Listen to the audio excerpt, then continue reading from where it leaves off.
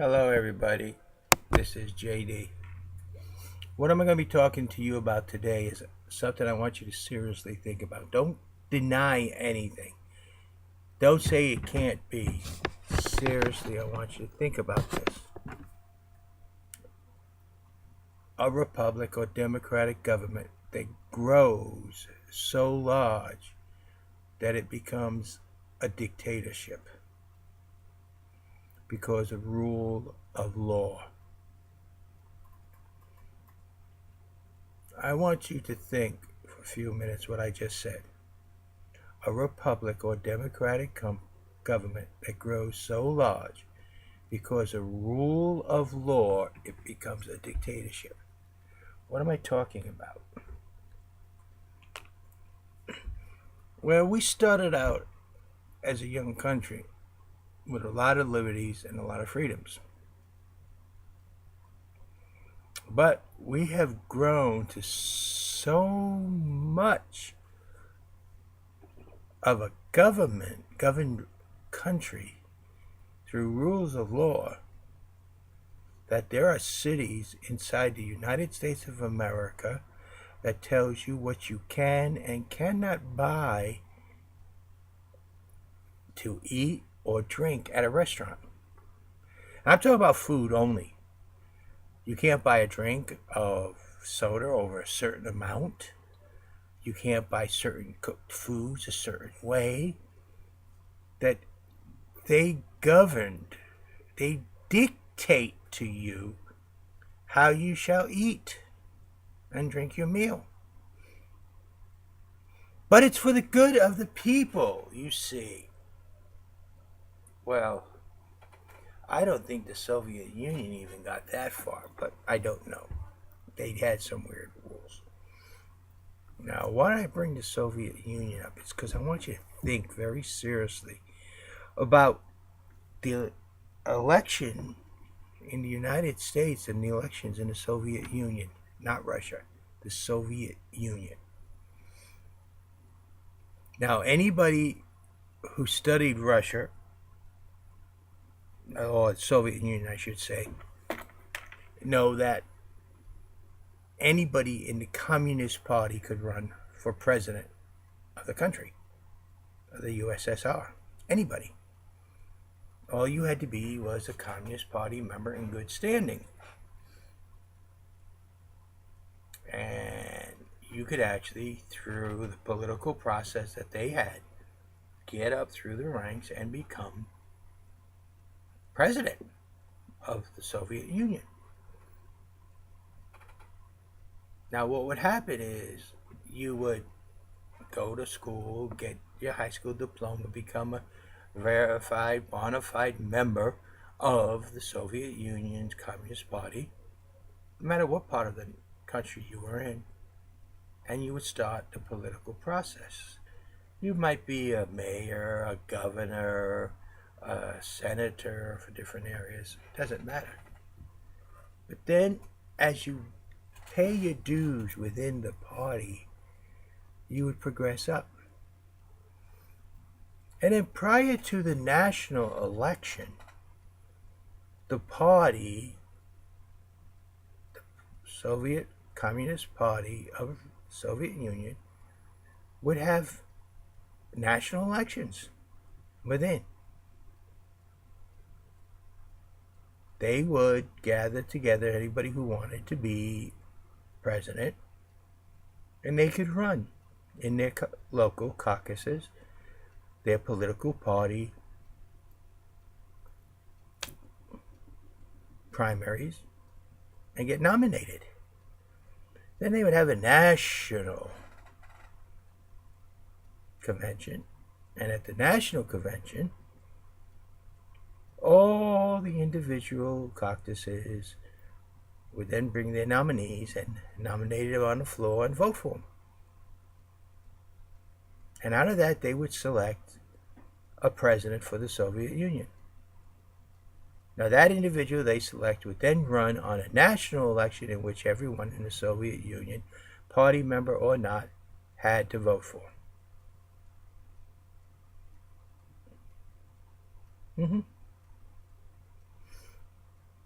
Now imagine if the Soviet Union had two communist parties. One extreme left communist party and one extreme right communist party. And the Communist Party people were divided up. Either one extreme, the left, or one extreme right. Didn't matter. But they divided themselves up. And when they had their national convention, each side would choose a person. And they then would run. You know, the primaries. Then the Soviet Union would have two different type of primaries, and they'd end up with picking two different type people. And then they would then put those people out to the nation and say, here, these are the people you can vote for president. They would ensure the media covered only those people. They would ensure that the political system only supported those people. Sounds familiar? And they would do everything they can to suppress anybody else. But at the same time, they could say anybody could run in a national election. That sounds very familiar. It does, doesn't it? That's the way the president is selected in this country, the United States of America. And the federal government is growing and growing to the point of where we're not going to be a republic. We're going to be a dictatorship. And one of two political machines, either the left or the right, will select a person that we can choose to be our dictator for the next couple years. And they will do everything they can to suppress anybody and anything else. We're not at the point where they're arresting everybody or I'd be in jail. But believe me, there's people both in the Republican and Democrat Party that wish I was. Problem is they can't find anything they can arrest me for. Could have got me for a speeding ticket the other day. Bottom line is, people, our federal government, through quote-unquote rule of law, is getting very near to crossing the line to dictatorship. There's not much difference between a full dictatorship and the United States of America federal government. That's what I want you to think about. How they're getting into your home, into your livelihood, into your house. How they're telling you how you are going to have to live. Or you will be cast out from society. I just want you to think about that. Because if we don't put a stop to the Democrat and Republican destruction of the United States of America and the republic from which we stand, they will change it to a political machine and the dictatorship under the disguise of a republic for which they stand. It's not a government of the people, by the people, for the people anymore. We have very little control of our government.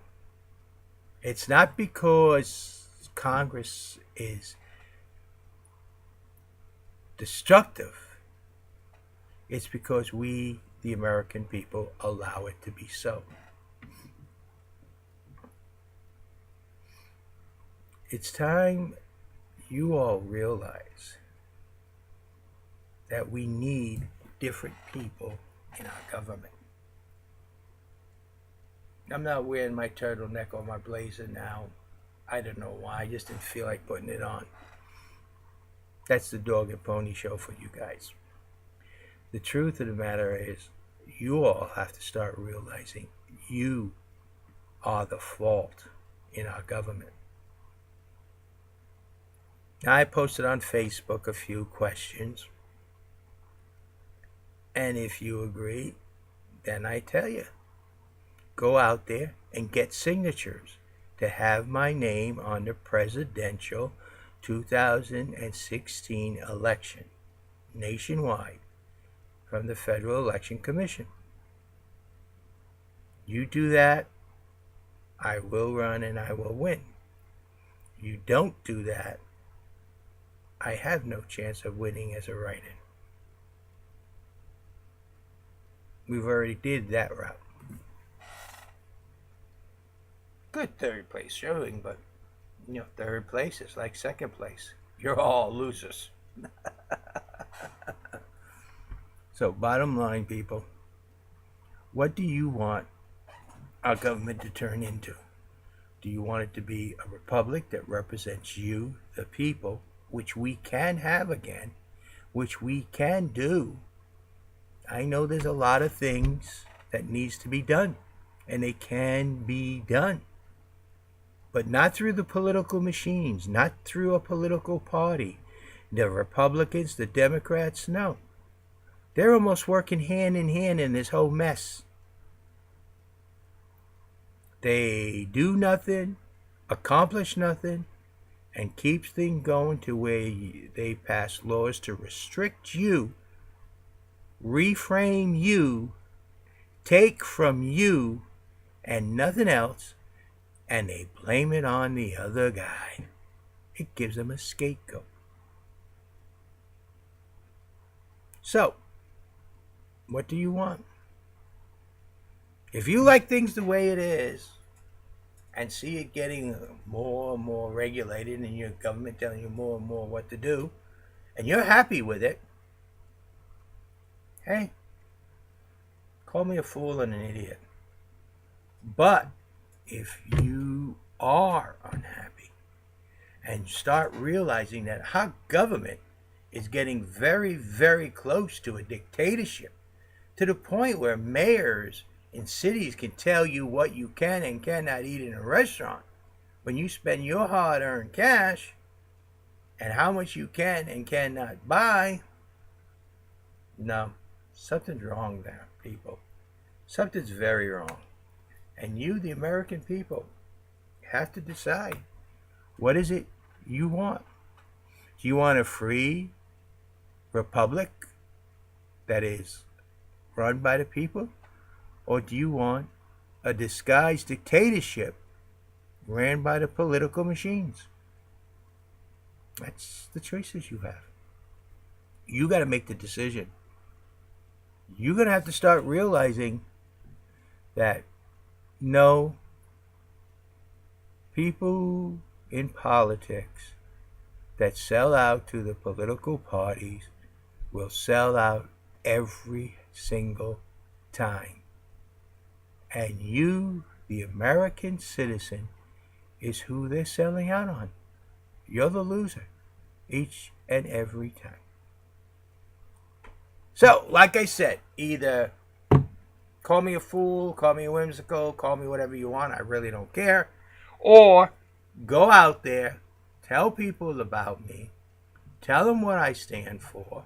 If you don't know, go to YouTube, because there is over 600 videos that tell you exactly what I stand for. Figure it out. Don't ask me now, well, what do you stand for? Go research it and find out what I stand for, which is you, the person out there I stand for, and get signatures. We're going to have to do this the old-fashioned way. You get those signatures in. I don't care how corrupt the political machines are. If the uncommitted voters, the people who don't vote, and the independent voters all vote together, there's no way the Democrat or Republican political machines can hide that. And we'll win. Plain and simple.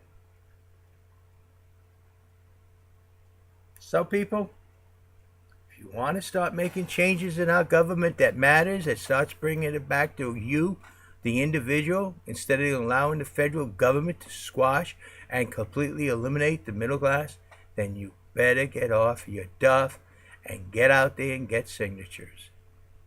James D. Creveau, open parentheses, JD, close parentheses, on the presidential 2016 election ballot. That's what is needed. Thank you. Have a nice day. This is JD.